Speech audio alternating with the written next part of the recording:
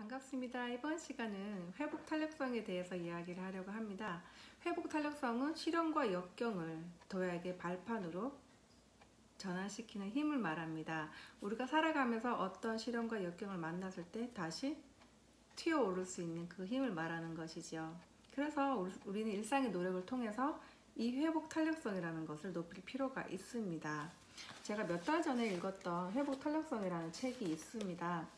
이 책에는 회복 탄력성이 왜 중요한지, 그리고 일상에서 어떻게 높일 수 있는가에 대한 이야기들이 나와 있습니다. 회복 탄력성은 기억하는 자아의 문제라고 얘기를 합니다. 기억자는 자신의 경험에 대해 끊임없이 의미를 부여하고 스토리텔링을 하는 자아다. 이 기억자가 자신의 고난과 역경에 대해 긍정적인 의미를 부여하고 긍정적으로 스토리텔링하는 능력을 지닌 사람이 바로 회복 탄력성이 높은 사람이라고 말을 합니다. 우리가 어떤 시련에 직면했을 때 그것을 긍정적으로 스토리텔링할 수 있는 사람, 그 사람이 바로 회복 탄력성이 높은 사람이라는 것이죠. 그리고 회복 탄력성을 측정할 수 있는 항목들이 나오는데요. 220점이 넘으면 굉장히 회복 탄력성이 높은 사람이라고 합니다. 제가 이 항목을 테스트를 해봤는데요. 228점이 나왔습니다. 228점은 굉장히 상위 5% 안에 들 정도로 굉장히 회복 탄력성이 높은 사람인데요. 어떤 고난도 그 사람을 흔들 수 없을 정도로 회복 탄력성이 높다고 말을 합니다. 제가 이렇게 회복 탄력성이 높게 나온 이유는 일상에서 회복 탄력성을 높이기 위한 그런 노력들을 꾸준히 하고 있기 때문이라고 생각이 드는데요. 저 또한 이 책에서 말하는 것처럼 어떤 시련에 직면했을 때 긍정적으로 스토리텔링 하기 위해서 계속해서 노력을 하고 있습니다.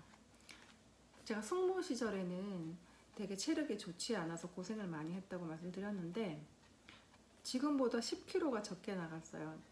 그런 마른 상태에서 남들과 똑같이 밤을 새면서 일을 하는 게 저에겐 정말 쉬운 일이 아니었습니다. 일을 하면서 코피를 쏟는 날도 굉장히 많았었거든요.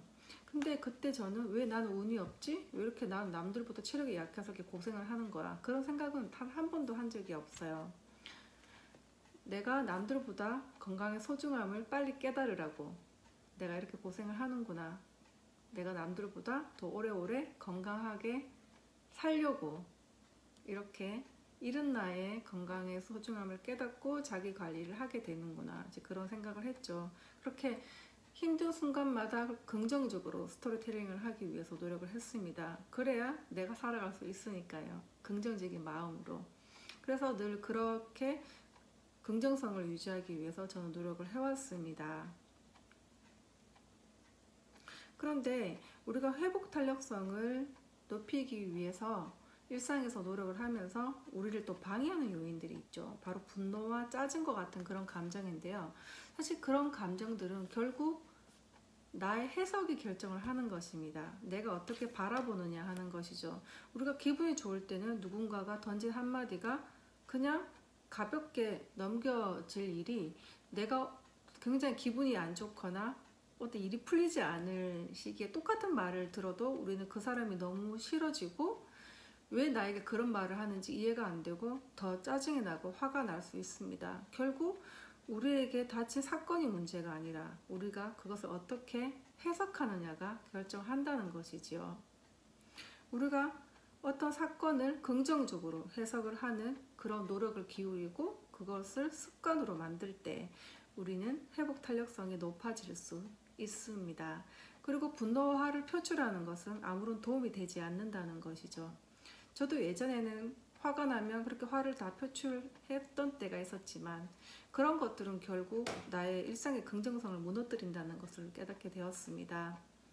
그렇게 조금씩 긍정성을 유지하기 위해서 노력하고 일상에서 감사하는 마음을 가지고 그리고 사람을 조금 더 이해하고 더 많이 공감하기 위해서 노력해갈 때 우리는 지금보다 훨씬 더 높은 회복 탄력성을 가지게 될 수 있는 것이죠. 어떤 고난이 와도 나를 흔들 수 없을 만큼 그런 강한 마음을 가질 수 있도록 일상에서 긍정성을 늘 유지하시길 바랍니다.